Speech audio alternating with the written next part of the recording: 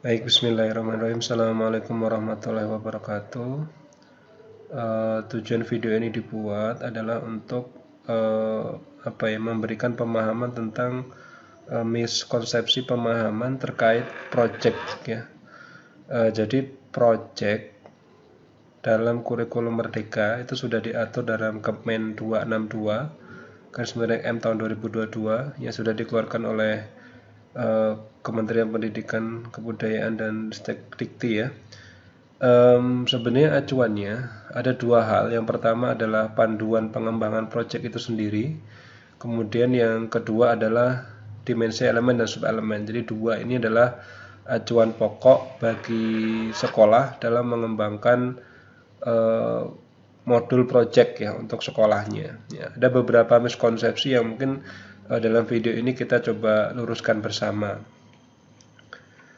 Sebenarnya project itu apa sih ya? Jadi kalau kita merujuk dari aturan ya, aturan nomor 262 garis miring M 2022 dalam Kemendikbudristek ini sudah diatur bahwasannya setiap pertama adalah keuntungan pertama itu adalah seseorang yang menjadi koordinator dalam project itu akan mendapatkan beban tambahan ya, tugas tambahan sebesar 2 JP untuk setiap rombelnya dengan maksimal adalah 3 rombel. Maka totalnya satu koordinator itu paling tidak akan mendapat tambahan 6 JP.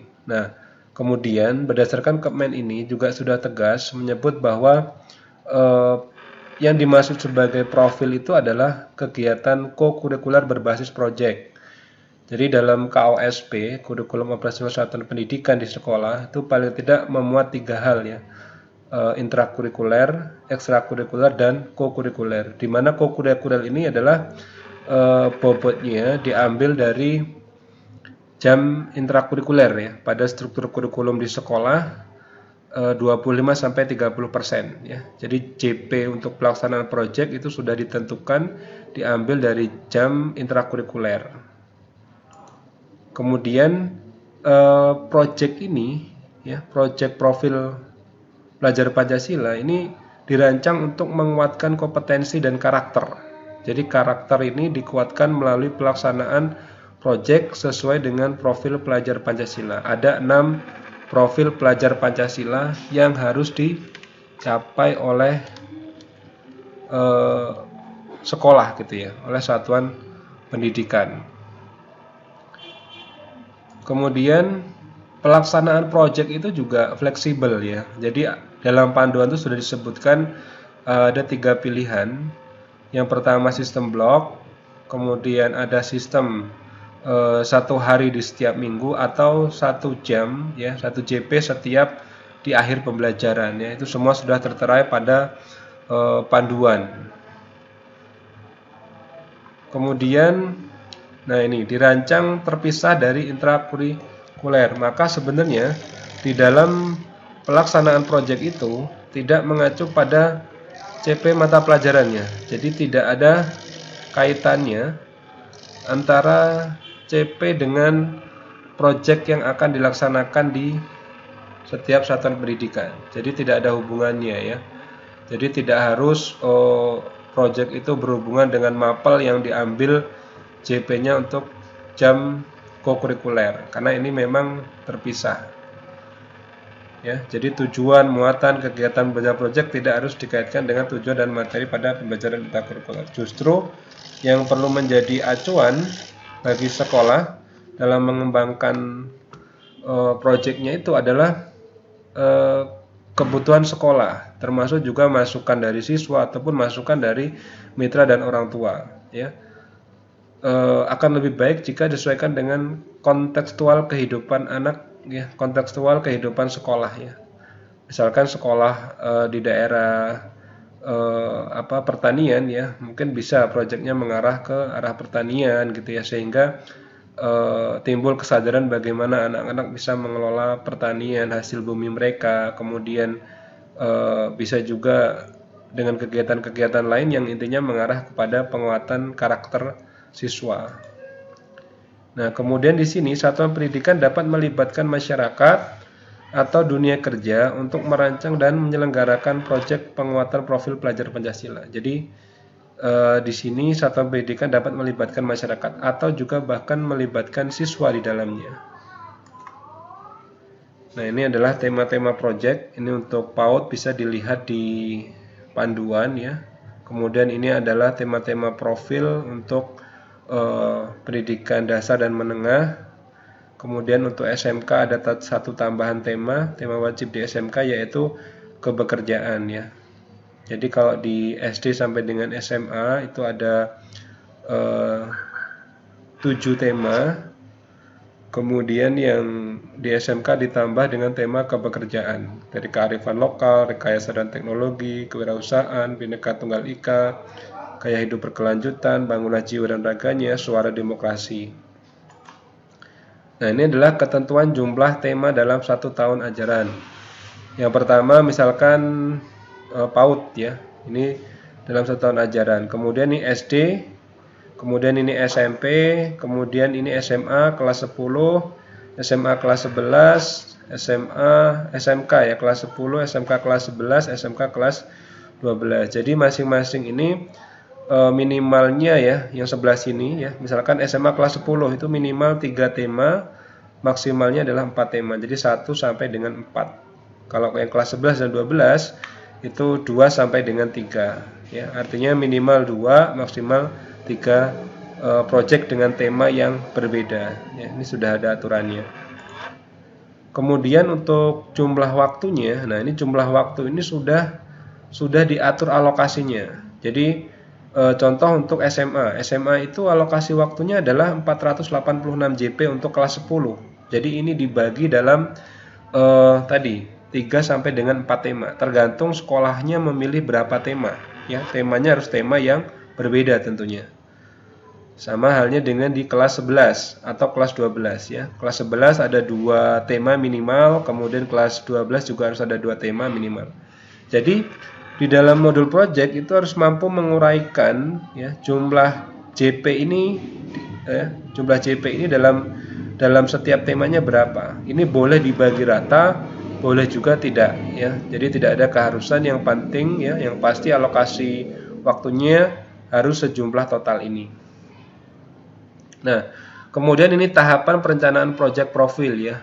Jadi dalam pelaksanaan proyek ya ada beberapa tahapan ya, tentunya di sini sekolah dapat melakukan koordinasi dulu, membentuk siapa koordinatornya, kemudian membentuk siapa pendamping dan fasilitator untuk setiap kegiatan proyek ya. Di sini penekanannya adalah semua guru yang mata pelajarannya ya, yang mata pelajarannya menjadi bagian dari pelaksanaan kurikulum merdeka, maka wajib membimbing ya,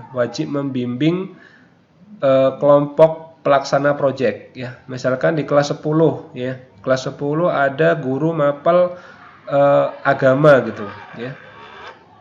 Bobotnya 25 hingga 30% kan diambil untuk kokurikuler, maka guru mapel agama tersebut wajib untuk menjadi pendamping proyek, meskipun proyeknya bukan tentang agama, tapi proyeknya mungkin tentang kearifan lokal atau mungkin kewirausahaan ya, tetap harus membimbing.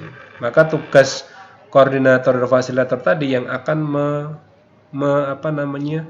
mengkoordinasi, mengkomunikasikan tentang pelaksanaan proyek sehingga semua guru pendamping dapat memahami apa perannya selama pelaksanaan proyek di sekolah. Ini yang penting di sini. Kemudian tahapan pengembangan proyek. Nah, ini adalah alur pengembangan proyek ya. Setelah kita menentukan dimensi apa yang akan kita angkat dari pelaksanaan proyek, kemudian tema apa yang kita akan ambil ya, maka kita dapat mengatur alur atau tahapan pelaksanaan pengembangan proyek ya. Mengembangkan topiknya, mengolah hasil asesmennya ya. Setelah hasil asesmen diolah, maka nanti akan menjadi laporan, termasuk kemudian di sini bagaimana menyusun asesmen yang sesuai ya, agar nanti ini bisa menjadi ukuran keberhasilannya gitu ya. Nah, ini adalah tahapan pengembangannya.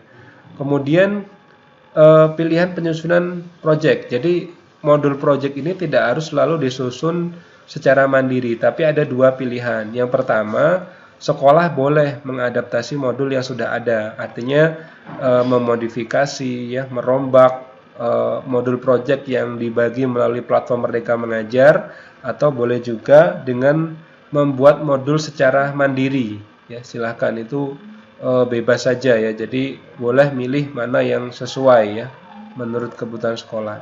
Nah, kemudian ini adalah contoh alur aktivitas modul project. Ini contoh untuk yang SMP. Jadi ketika sudah dipilih, ya, oleh Bapak Ibu tentang temanya, ya, tema, misalkan ini temanya adalah gaya hidup berkelanjutan, kemudiannya topiknya adalah sampahku adalah tanggung jawabku, maka dalam tahapan ini kita harus mengenalkan, ya, tahap pengenalnya, mengenali membangun kesadaran siswa terhadap isu pengelolaan sampah dan implikasinya terhadap perubahan iklim, ya, mulai dari LK pertama yaitu perubahan iklim dan masalah sampah, eksplorasi isu, refleksi awal, kunjungan ke TPA, ya, tempat pembuangan akhir, sampai dengan komunitas peduli sampah, kemudian diskusi kritis masalah sampah, ya. Kemudian di tahap berikutnya mengkontekstualisasikan, ya, masalah di lingkungan terdekat, ya. Ini ada tahapan 6, pengumpulan, pengorganisasian dan penyajian data, trust talk, ya, diskusi tentang sampah, mengorganisasikan diri secara mandiri, kemudian melakukan asesmen, ya, presentasi sampah di sekolahku, bahkan di sini sampai dengan membuat poster, ya, poster yang bisa dibuat oleh anak, gitu, ya. Jadi kalau melihat dari tahapan ini, jadi paling tidak di sini ada 17, ya, ada 17 aktivitas yang akan dilakukan oleh siswa pada tema gaya hidup berkelanjutan dengan topik sampahku dan tanggung jawabku. Dengan total jamnya adalah 57 JP. Nah, dengan sasaran dimensinya adalah dimensi beriman dan bertakwa kepada Tuhan yang Maha Esa dan berakhlak mulia, kemudian gotong royong, bernalar kritis, dengan sub-elemen yang diambil adalah memahami ekosistem bumi, menjaga lingkungan, kerjasama, koordinasi, ya, mengajukan pertanyaan, identifikasi, dan klarifikasi. Nah, ini contoh alurnya. Jadi harus jelas kerja apa yang akan dilakukan oleh setiap anak, ya, terkait tema yang sudah diambil oleh sekolah. Nah, kemudian ini contoh alur aktivitas ini yang punya PAUD, ya, PAUD. Kemudian ini contoh asesmen project-nya. Asesmen project yang bisa dilakukan bisa asesmen formatif ataupun sumatif, dan bisa juga menggunakan rubrik. Nah, di mana nanti pelaporan akhirnya itu adalah 4 kriteria, ya. Mulai berkembang sesuai harapan, sangat berkembang, ya. Itu pilihannya. Nah, ini ada contohnya. Nah, ini contoh rapotnya. Ini saya lihat di sini belum berkembang, mulai berkembang sesuai harapan, dan sangat berkembang. Nah, kemudian ini adalah contoh dimensinya, kemudian ini adalah contoh elemen atau sub-elemen yang diambil. Nah, untuk menentukan siswa itu sudah masuk berkembang sesuai harapan atau belum, maka yang dilakukan adalah menggunakan asesmen penilaian yang sudah dibuat tadi.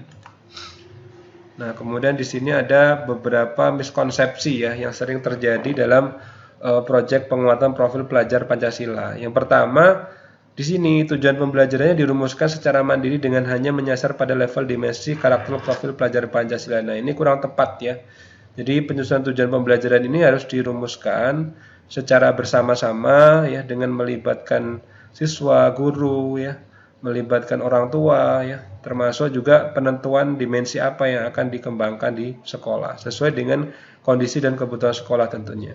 Kemudian miskonsepsi yang kedua yang sering terjadi adalah integrasi, ya. Jadi dipahami oleh beberapa sekolah bahwa proyek itu adalah integrasi dari berbagai mata pelajaran. Nah, ini masih salah, ya. Jadi proyek ini sasarannya adalah karakter, maka ini bukan merupakan integrasi dari berbagai mata pelajaran, ya. Jadi dia terpisah dengan CP pada mapel. Kemudian wajib menghasilkan sebuah produk dalam bentuk barang untuk dipamerkan dalam galeri karya. Nah, ini juga salah, ini masih miskonsepsi. Jadi penekanan proyek ini adalah pada proses, ya, proses karakter anak ketika mengerjakan proyek itu. Ya, jadi yang dinilai itu bukan hanya sekedar produk, tapi tentang bagaimana proses anak menyelesaikan produk, ya, menyelesaikan proyek yang dilakukan di sekolah. Seperti contoh tadi tentang pengolahan sampah. Nah, di situ bagaimana kerjasama anak dalam menyelesaikan permasalahan sampah, kemudian bagaimana proses anak dalam membangun pemahaman bersama tentang menjaga kebersihan lingkungan di sekolah. Nah, itu adalah karakter yang diharapkan dari pelaksanaan proyek ini. Jadi bukan produk, ya. Kemudian yang terakhir, miskonsepsi yang sering terjadi adalah asesmen project menyasar tema dan produk, bukan pada kompetensi sasaran. Nah, ini benar. Jadi yang miskonsepsi yang sering terjadi adalah asesmen ini menyasar pada produknya. Ya, seharusnya yang disasar itu adalah kompetensi sasarannya. Kompetensi sasaran itu dilihat dari apa? Dilihat dari elemen dan sub-elemen yang diturunkan, ya, yang sudah ada pada buku dimensi elemen dan sub-elemen, ya. Jadi sasarannya itu bukan pada produk, ya. Sasarannya adalah bagaimana proses itu terjadi, bagaimana karakter itu terbentuk dalam pembelajaran yang dilakukan dalam bentuk project. Nah, ini miskonsepsi yang sering terjadi. Misal yang pertama, miskonsepsi, tujuan pembelajaran project dirumuskan secara mandiri dengan hanya menyasar pada level dimensi karakter profil pelajar Pancasila, ya. Maka yang benar adalah tujuan pembelajaran project sudah ada dalam dokumen profil pelajar Pancasila yang menyasar pada level rumusan kompetensi untuk setiap jenjang. Nah, ini sudah ada. Ini di buku yang kedua tentang dimensi elemen dan subelemen, ya. Ini bisa dilihat, ini adalah dimensi berkebinekaan global, subelemennya adalah mendalami budaya dan identitas budaya. Maka jika Anda di fase E atau SMA, patokan, ya, kompetensinya adalah pada fase akhir ini. Ini yang menjadi patokan penilaian atau rubrik yang harus dibuat oleh sekolah. Kemudian yang kedua, ya, miskonsepsi yang kedua tadi adalah kegiatan integrasi dari berbagai mata pelajaran. Nah, ini masih salah. Ini miskonsepsi yang benar adalah, konsep yang benar adalah kegiatannya adalah lintas ilmu, ya, yang berada di luar pelajaran. Nah, di sini jelas kegiatan proyek penguatan profil pelajar Pancasila bukan integrasi dari berbagai mapel. Karena pelajaran intrakurikuler tujuan pembelajarannya mengacu pada CP, sementara profil langsung mengacu pada rumusan kompetensi profil pelajar Pancasila. Oleh karenanya ketika menjadi fasilitator proyek, guru tidak lagi berperan sebagai guru mapel. Ya, jadi ketika guru menjadi pendamping atau fasilitator proyek, itu perannya adalah sebagai fasilitator pelaksanaan proyek. Jadi bukan mengacu pada keahlian keilmuannya. Nah, tugas koordinator proyek lah yang memberikan pemahaman itu, mengarahkan tentang bagaimana proyek itu akan dilakukan. Nah, miskonsepsi yang berikutnya yaitu kegiatan proyek profil wajib menghasilkan sebuah produk. Nah, ini yang sangat sering terjadi di sekolah-sekolah, ya, dalam mengimplementasikan kurikulum merdeka. Orientasinya masih ke sini. Padahal orientasi yang sebenarnya adalah pemahaman, ya, karakter tentang bagaimana sikap anak-anak terhadap permasalahan-permasalahan yang terjadi di lingkungannya. Nah, jadi tidak harus selalu pada produk. Nah, di sini ada penjelasannya, perbedaan antara pembelajaran project dengan pembelajaran berbasis project. Nah, ini kalau penekanannya pada produk, berarti ini masih pembelajaran project. Sedangkan yang kita runut adalah pembelajaran berbasis project. Jadi penekanannya pada proses, kemudian kegiatan dikembangkan dari isu yang sedang dieksplorasi, kemudian umumnya perlu dilakukan dengan waktu yang cukup memadai, ya, beberapa kali pertemuan. Ini contoh saja. Jadi yang benar orientasinya bukan pada sebuah produk, tapi kepada sebuah proses bagaimana karakter dimensi profil pelajar Pancasila itu bisa terbentuk melalui kegiatan project. Nah, kemudian yang selanjutnya yaitu asesmennya. Nah, asesmennya itu tidak menyasar pada produk, tapi menyasar pada rumusan kompetensi. Rumusan kompetensi dilihat dari mana? Dilihat dari buku elemen, sub-elemen yang sudah tertuang dalam BSKAP. Nah, itu yang menjadi acuan ketika sekolah mengembangkan sebuah rubrik. Nah, ini yang tepat adalah mengukur kemampuan selama proses pengerjaan posternya. Jadi bukan posternya saja dinilai, tapi proses anak ketika mengerjakan poster. Ya, kalau misalkan membuat video, berarti yang dinilai itu adalah proses kelompok, proses anak itu ketika menyelesaikan video. Bagaimana kerjasama mereka membuat video, bagaimana mereka menyusun skenario untuk membuat video secara bersama-sama. Jadi yang dinilai bukan endingnya, tapi proses karakter ketika menyelesaikan video tersebut. Nah, oke. Jadi itu semua yang bisa kami bagikan ya. Kalau ada pertanyaan tentang project ya, kita bisa berdiskusi melalui kolom chat. Kemudian pada deskripsi sudah saya tampilkan ya bahan-bahan yang bisa digunakan sekolah untuk mempelajari tentang pelaksanaan proyek itu seharusnya bagaimana. Jadi pada prinsipnya ada tiga hal yang harus digunakan oleh sekolah untuk membuat sebuah modul proyek. Yang pertama itu adalah Kepmennya, Kepmen 262. Di situ sudah termuat tentang pembagian jam untuk koordinator project dan dokumen apa yang harus disiapkan ya, termasuk syarat-syarat surat tugas untuk koordinator dan lain-lain. Kemudian yang kedua setelah peraturannya adalah turunannya, yaitu panduan pengembangan proyek penguatan profil pelajar Pancasila. Nah, ini silahkan dibaca dan diskusikan bersama. Kemudian juga ada yang ketiga adalah profil pelajar Pancasila pada kurikulum Merdeka yang memuat dimensi elemen dan subelemen. Nah, ini akan digunakan oleh Bapak Ibu sekolah ya untuk merancang asesmen apa yang sesuai untuk pelaksana proyek ini ya. Ini saja, sekian dari saya. Jika ada kurangnya mohon maaf. Saya akhiri. Wassalamualaikum warahmatullahi wabarakatuh.